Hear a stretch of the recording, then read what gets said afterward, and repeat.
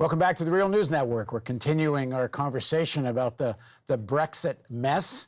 And I have to say, and you have to watch part one, because we're just going to continue this discussion. But in part one, Prime Minister Cameron, I refer to as James Cameron. And I realized why I made that mistake, because James Cameron made the movie Titanic. And that's exactly what David Cameron launched when he launched the referendum. So now I'm looking like I meant to make a joke when actually I made a stupid mistake.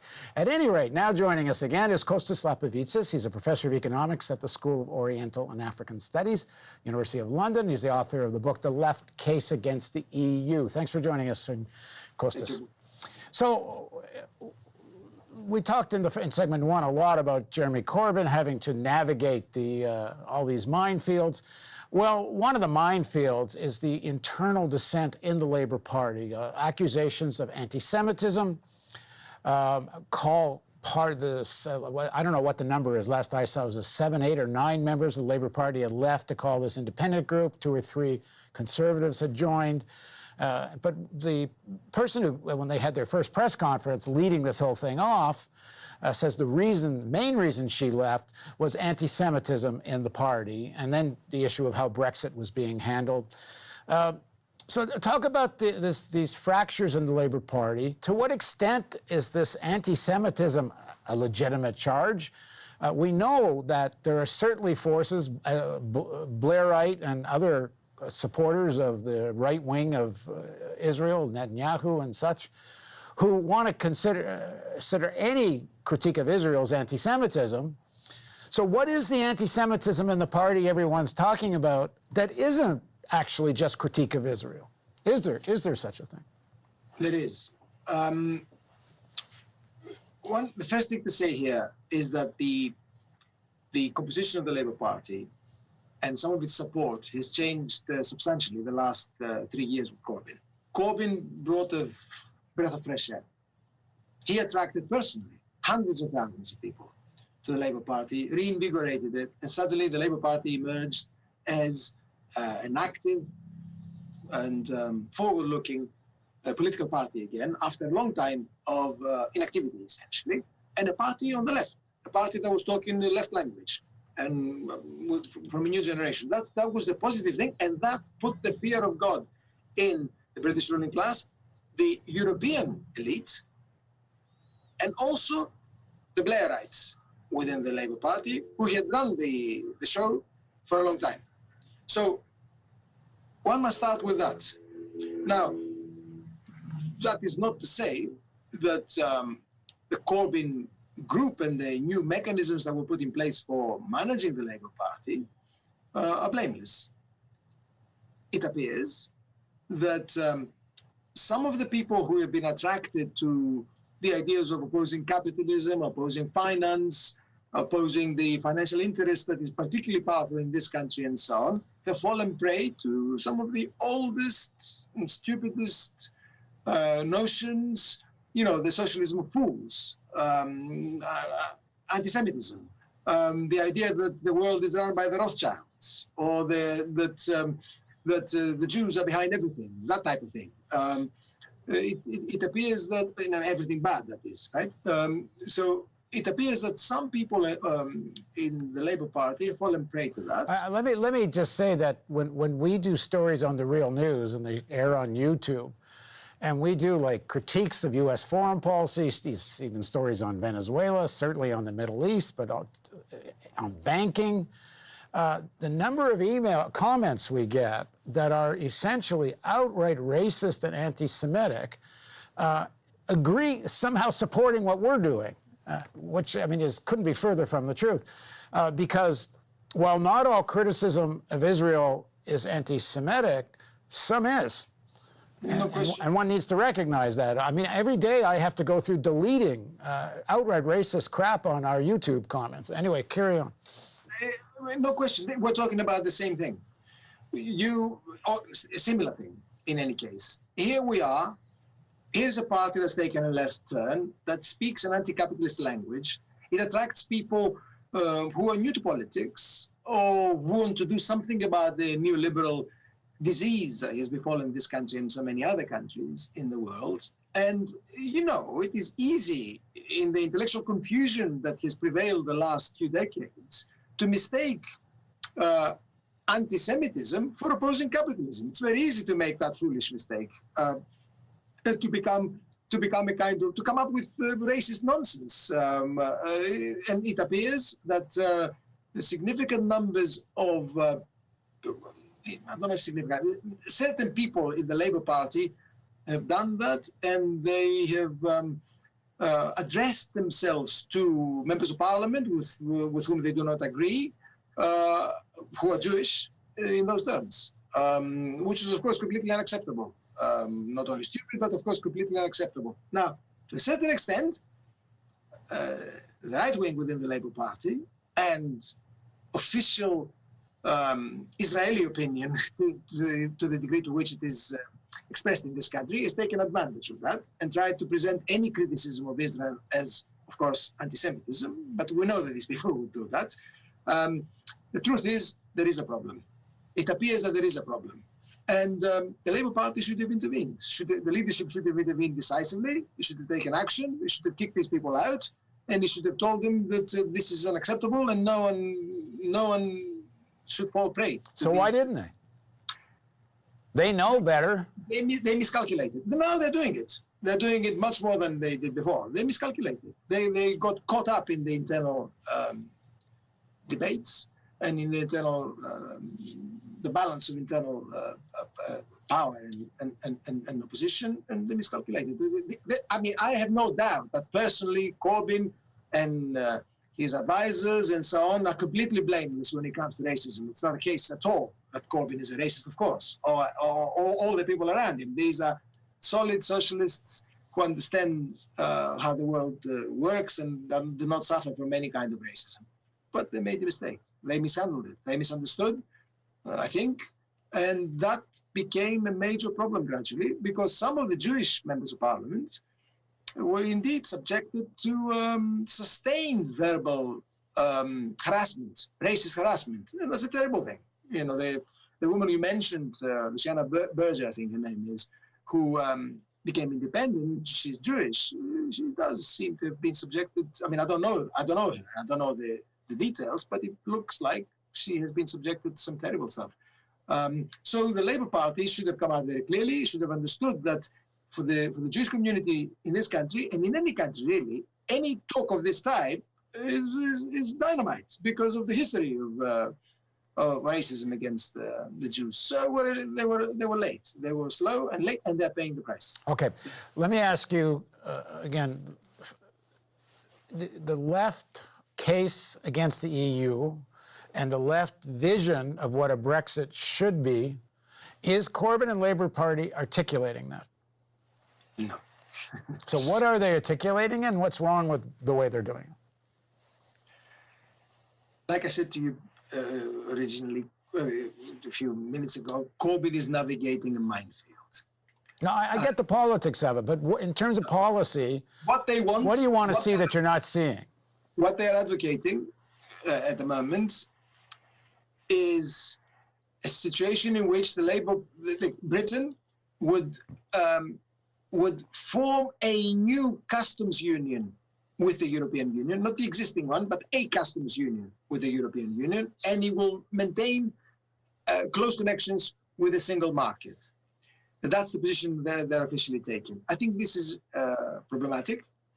I'm not in principle against a customs union, personally, if Britain would have a say in how the customs union operated in the future as well, not passively be part of that, because obviously a socialist government in Britain would want to strike its own trade deals, of course, and a customs union might constrain us from doing it.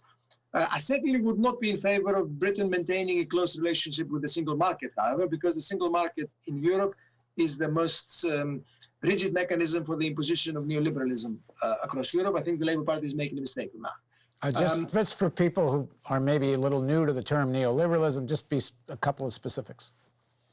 Neoliberalism is the idea that market knows best, private is best, public is bad, state intervention is bad, The world should be run in the interest of private entrepreneurs who are the ultimate deciders of everything and should be so. This is the kind of basic understanding of how the economy runs that has caused the world to become what it is the last 40 years, right? The disaster that's now unfolding all around us. The Labour Party in this country is the best chance we have of delivering a blow at this. The Labour Party is very important right now, and a Labour government is of paramount importance, because if it comes to power, I don't know if it's likely, but if it comes to power and delivers a radical program such as the one that I know that they're working on, if it does that and it applies it, and if it hits neoliberalism where it should be hit, between the eyes, as it were, and we have a program that is actually implemented, the benefits across the world would be enormous. It would be a concrete demonstration that you can go against this ideology. You can hit the rich and the financial elites where it hurts. Which includes a real build-out of the public sector and certain nationalizations and really structural changes to the economy.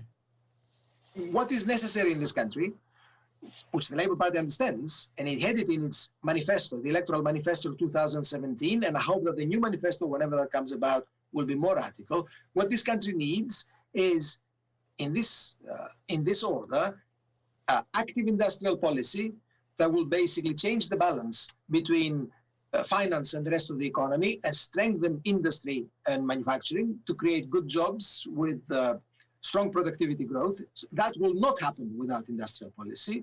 That must go hand in hand with public property, public ownership of significant areas of the economy. In other words, in particular, railways,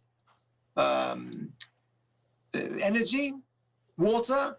There is a strong majority among the British public for that kind of thing, public ownership over that. And also, it should go hand in hand with public ownership of key banks, the formation of a national investment bank, and controls over the other banks, the private banks, including capital controls, so that people cannot take their money freely in and out of the country and speculate on the backs of everybody else.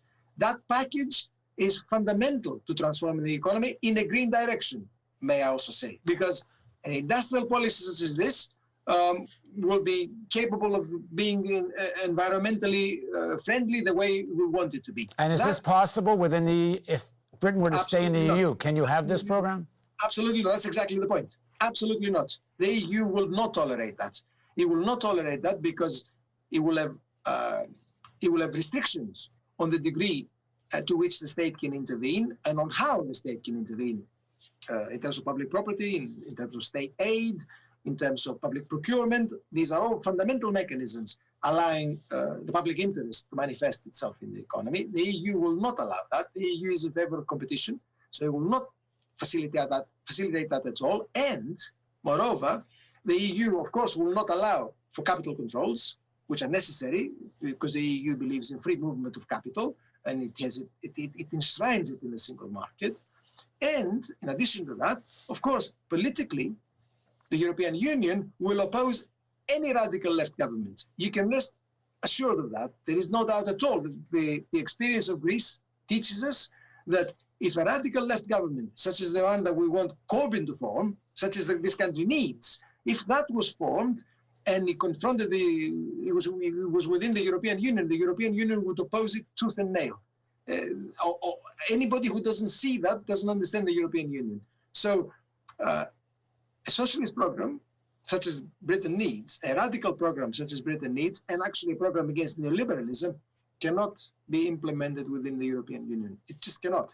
The fact that the left cannot see it is astounding to me, but then that is the state of the European left. That's exactly the problem of Europeanism that I mentioned here. That's the disease that has afflicted much of the European left. Now, the Blairites in the Labour Party, I would assume, hate this program as much as any of the other elites hate this kind of a program. But is Corbyn, I'm asking this out of ignorance because we just don't get to hear the politics there as closely as one could.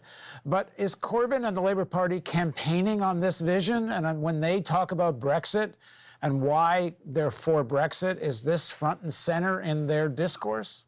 No. What Why? they're doing, because Brexit is dynamite for the reasons that I've explained. So what Corbyn and his group, the leadership group, have done is to put forth a radical program along broadly the lines that are summed up for you, maybe with differences here and there, but broadly that's what they're talking about. And that's why they did very well in the election of 2017, because of that kind of manifesto. And I genuinely believe that they want an even more radical program, and it's a matter of debate how radical it will be. I mean, they came close to winning. Yes, yes. I mean, I have no reason to believe that the people who run the Labour Party right now, the leadership, do not sympathize and do not support a program of broadly that type. Again, with differences, we can all discuss these differences. It's a matter of debate. Obviously, there's no person who knows everything about these things. I've got no reason to assume that. The problem is, and that kind of program has broad support within the Labour Party, among the British people and so on. The problem is when you combine it with Brexit, when you tell people that you've got to leave the European Union to do it, they don't listen to you. The argument has been lost. People have, it's a contradictory situation. People have got it into their heads that they can stay in the European Union and implement a program like this. So the argument is remain and reform. That tends to be the argument among the left, believing that because this is Britain, because this is a bigger country, because of this is a major party such as the Labour Party, it's complete voluntarism. But they believe that because of that, they will go to the European Union and they will implement a radical socialist program, and it will be okay. They don't know what they're talking about. Yeah, it's very interesting. Because of this sort of disarray in the process, that the political elites who don't want to leave Europe, the commercial elites, but because of this fractured moment, again, somewhat similar to the United States, where this sort of Trumpian kind of section has caused a sort of disarray, it creates a moment where maybe you could have the kind of breakthrough of such a progressive platform. Absolutely. Under these kinds of conditions, because the elites are so at each other's throats. Absolutely. That's exactly the importance of Brexit. And that is what people who advocate a left Brexit, such as myself and others, have been arguing. Brexit is an incredible historical opportunity which has been created by the British working class, by the poor of this country, who for their own reasons, for their own half-understood or instinctively understood reasons, decided to give the ruling class a black eye. And they did. It is a massive popular vote against the interests of the ruling class, which had made those interests clear. And the workers and the poor of Britain decided to give them a black eye. And they did. And they handed this over to the left. The left doesn't know what to do with it. It looks at it and it doesn't know how to handle it. It's a tragedy. For the reasons that I've explained to you in terms of the Labour Party. That has been our difficulty. And in this regard, it is the same problem that the whole of the European left faces. Of course, they don't have a Brexit moment there, but the confusion within the European left on issues of Europe is phenomenal. It's of historic dimensions. And that is one of the biggest problems we face. One more point, if I may, on this, because we're talking economics here and social interests, which I think I've told you what I believe they are. There is, however, also a fundamental problem of polity, a problem with democracy here. And in some ways, the Brexit issue, after all this social discussion social forces that we had, is a political issue in the deepest sense, because it is also a matter of democracy. In the end of the day, 17.4 million people in this country voted for Brexit. It was 52% in favor of exiting. That's a fundamental exercise of democratic rights. What we're witnessing now are shenanigans and machinations at the top of the political tree to subvert that vote, to negate it, to lead to an elimination of that decision. That is not atypical of the European Union and of the European elites in the last few decades. In fact, we've witnessed that time and again. The European Union has referenda once or twice or more times until you get it right, until you get it the way they want it to be. And that is part of the so-called democratic deficit of the European Union, which is enormous. people misunderstand the European Union. They think that it is somehow an alliance of democracies. Well, it might be an alliance of formally democratic states, but the way it works is completely undemocratic. But a second referendum, which now the Labour Party supports, doesn't that make sense in the sense that when people voted the first time, nobody knew really what the heck this thing was going to look like? And certainly as it would be democratic, whatever it does look like, and nobody actually still knows what it looks like, certainly people should have a chance to vote again. Not really. My own view is that people should, if you really want an exercise in democracy right now, you should have a general election. That's what the Labour Party is calling for, and I believe it's right.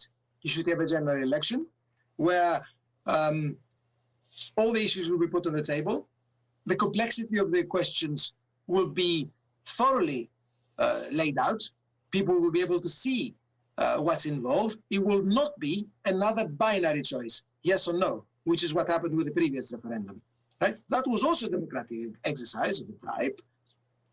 It arrived at the result. It has never been applied. It has never been tried. That's an indication of democracy. There's every reason, I understand, to vote again. If you try to implement the result of the first exercise, it didn't work out, the results were bad, so you vote again. That's not what's happened. So there should be a general election I believe before there is a finalization of whatever the heck Brexit is. Whatever that next government is the one that should conclude. I personally, and that's also what the Labour Party is saying, that's the official position of the Labour Party, there should be a general election. The Tories have made a complete hash of things right now. It's obvious. It's obvious because of the split that I outlined to you previously and because of the split in the ruling class. The Tories have made a complete hash of it. They're incapable of running the country. The country malfunctions. It needs a radical program. It needs a new broom, a new party to manage things. For that, it also needs to discuss. By new party, you mean new government at this stage? Yeah, a new party to form a government, yeah. And for that, it needs a general election. I don't think that any sane person who looks at this situation and tries to think of a democratic way out would say, no, a general election is not the way. That is the way. Because what would another referendum solve? Let's suppose you've got another binary choice, which goes the other way. So you get, instead of getting 48-52, you get 52-48, because that's what's going to be at best for those who... So what would that resolve? Why would that settle it? So what are we going to do? We're going to have a third one after that? How is it going to be? Right. And that, without... Well, actually, today in Parliament, when Corbyn spoke, he called for a public vote. He didn't use the word referendum. That's it. That's a very careful, that's a very acute observation, of course. Because I don't believe that there will be parliamentary support for a second referendum for the reasons that I pointed out and for an additional reason. The working class people, the poor and others who voted for Brexit in 2016 take their vote very seriously. Another referendum, before the first one will have been implemented, would look, and it will be, a direct negation of democracy. It will be a direct subverting of democracy. They will be told, they will have been told, your vote counts for nothing. In that context, the only political current that can benefit is the extreme right. And they're there. They're there. They're there. They are already active. They speak the language of working people because the left has absented itself. Now, let me just add, there's a movie on Netflix right now. I think it's actually called Brexit. And it's a breakdown of how the Trumpian far right, much of it American election technology, was brought to the UK to help run the referendum campaign, the exit referendum campaign. It's all the same tactics and language of the Trump campaign. But now it's getting worse, because now we've got, as I say, I've mentioned already Steve Bannon, who's been active here, but there are actually now out-and-out fascists who are organizing actively. They call for a defense of democracy. They call for a rejection of politicians and politics, in the sense that these politicians and official politics, democratic politics, are maneuvers used by the rich, and they've got nothing to do with the poor and so on. You know, the usual fascist stuff. Mm. And they're finding an audience. If there is a second referendum, which I hope there's not, there will not be, the extreme right and the fascists will have a field day. There will be the only ones who will benefit in the medium to long term from this. It will not be a good outcome. All right.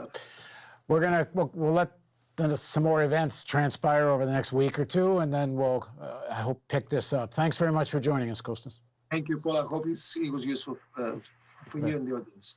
Thank you. Thank you for joining us on the Real News Network.